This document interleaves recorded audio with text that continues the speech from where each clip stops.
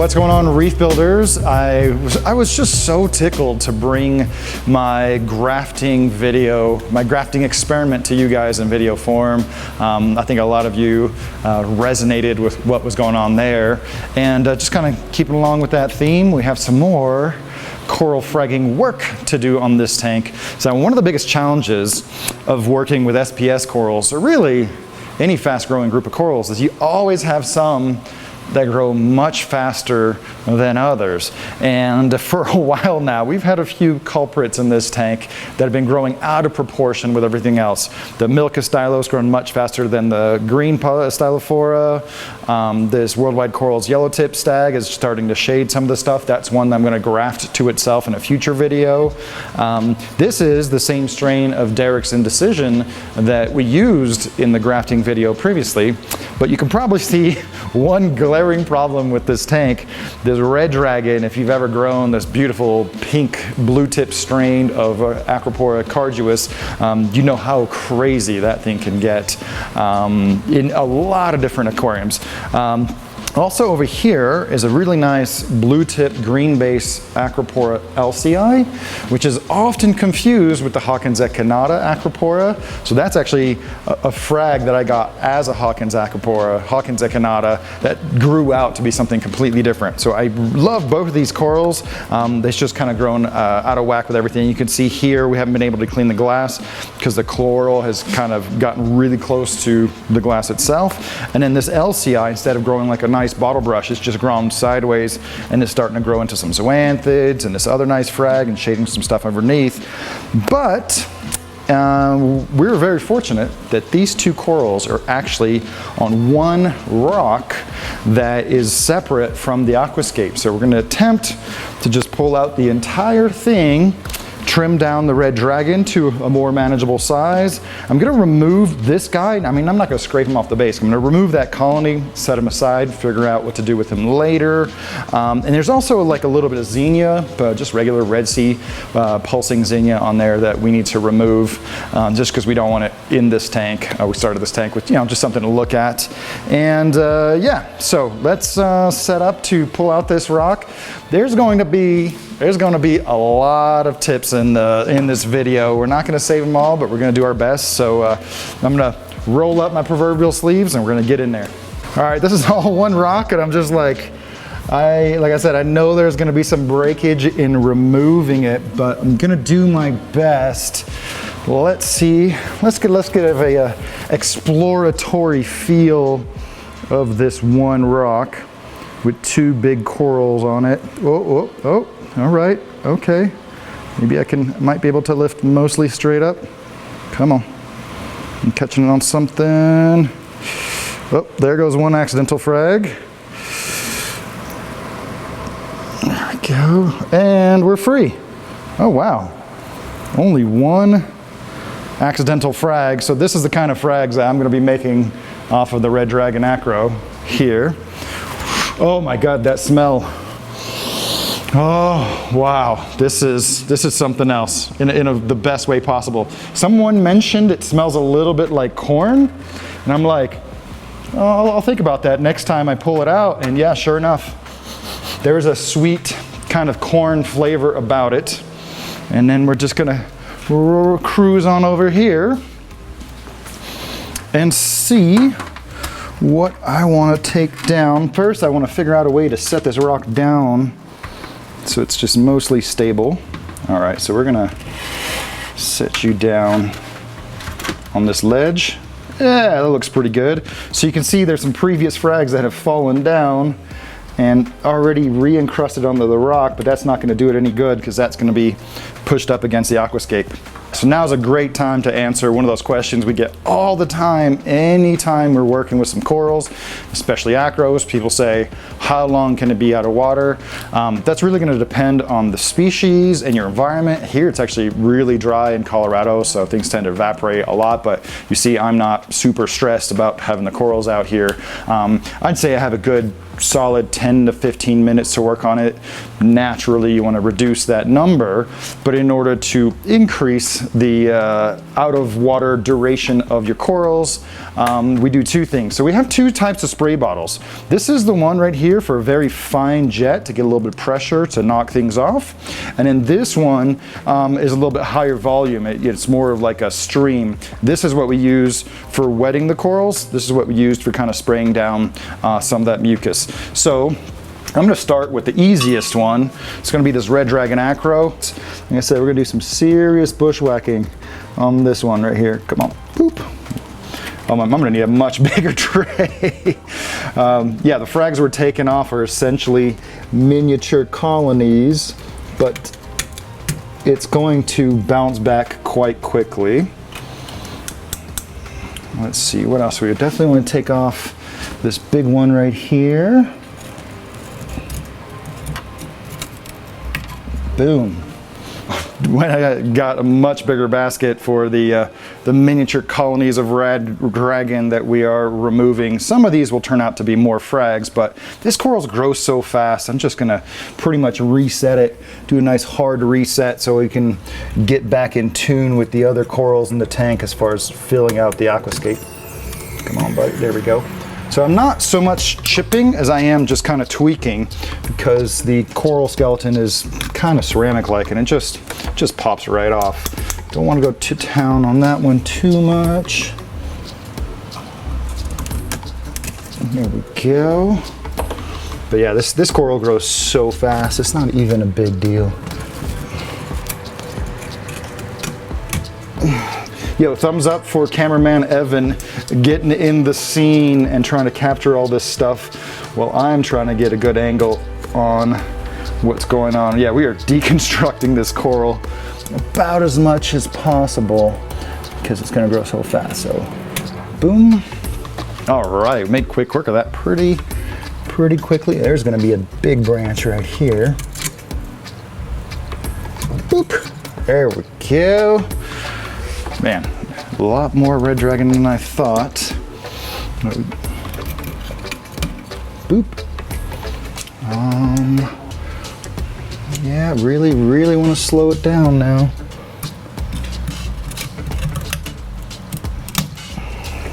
Whoop. Yeah, there's gonna be so little left, but I know it's gonna grow back so fast.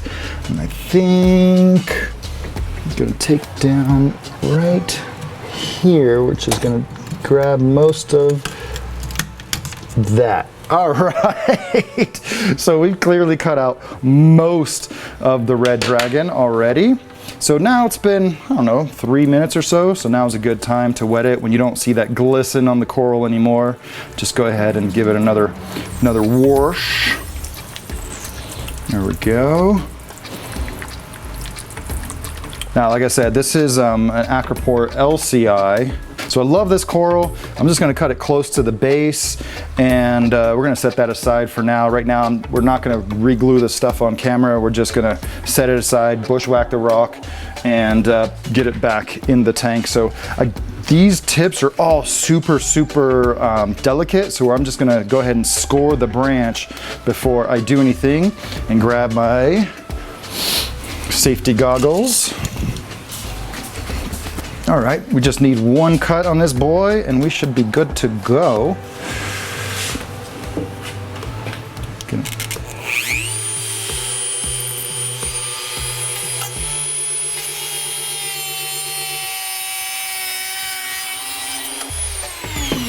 Hopefully that scores enough to pull this whole thing off. Oh, like a glove, as the kids say.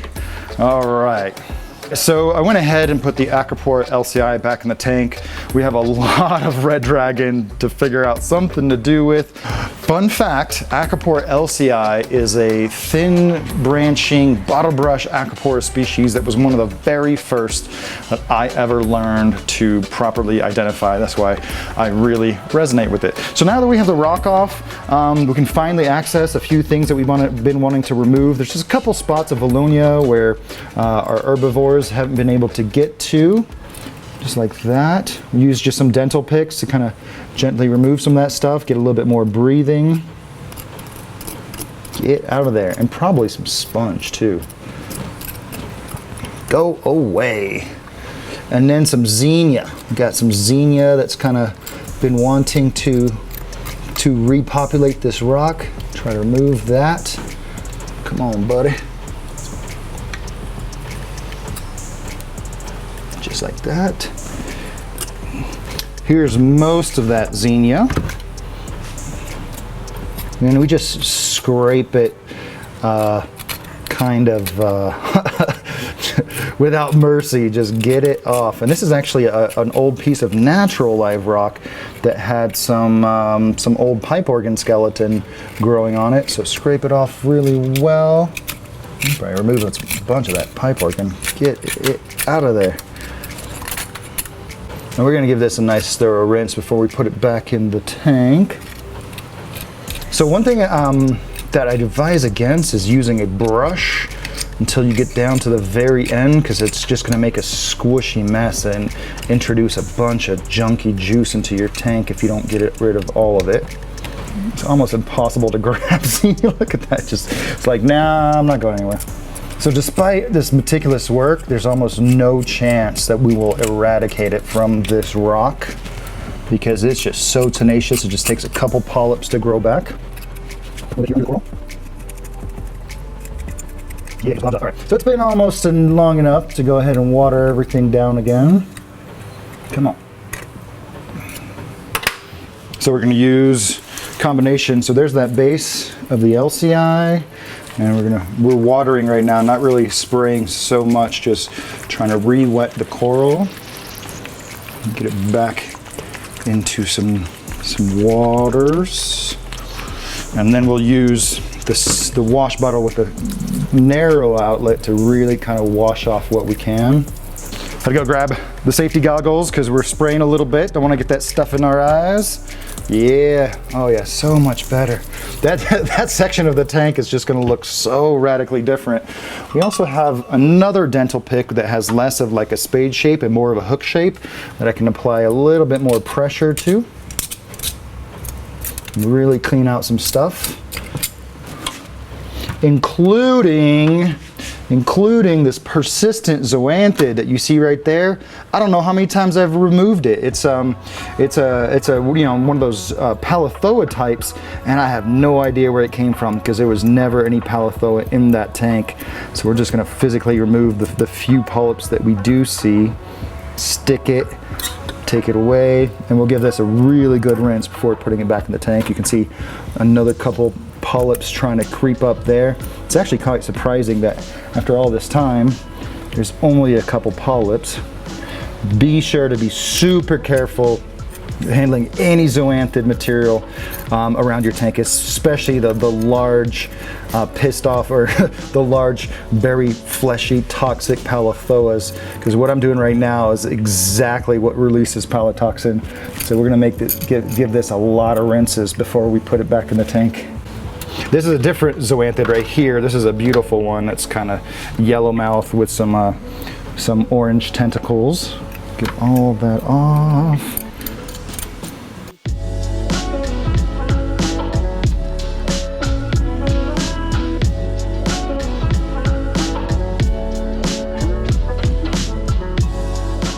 All right, so I've been picking at this for a few minutes and I'm looking at this bastard remnant of a red dragon acro, and I know it's gonna grow back real fast. And I was not planning on doing this, but what I'm gonna do is another grafting experiment.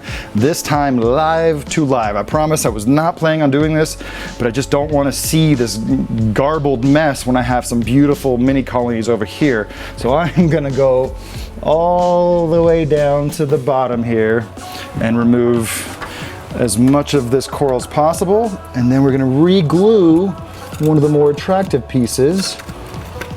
Oh, nice, look at that. Nobody wanna see that. I mean, maybe it was shaped like this, it'd be fine.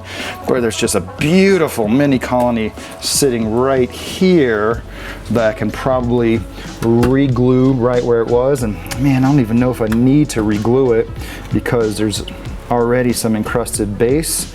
All right, so let's see what we can do. So this is not gonna be a perfect graft to graft, but you see right where this is all encrusted, there's a nice hole in there. And I think I can just shape this in such a way that it'll just kind of lock back in there. Boop. And I won't really have to glue it, but it will basically refuse with the encrusted base. So let's give that another bit. I wish I hadn't lost that little piece. So it would have been really complete. Can't save every little bit of coral, but we try. And actually, you know what? I'm gonna go in the other way. There we go. Voila! All right, yeah, that's the way to reset the coral, and I guess in doing this, that's what the title will be. All right, so we're gonna give it one more good rinse of everything, get off all the valonia, get off all the xenia tissue and those few polyps that we had. This is loose, but it doesn't really have anywhere to go, and once it's in the tank, I'm sure it'll settle down. So, all right, there's our finished rock. This is not not super ideal, but I don't think it's gonna go anywhere. Maybe I can lock it in. There we go. All right, let's put it back.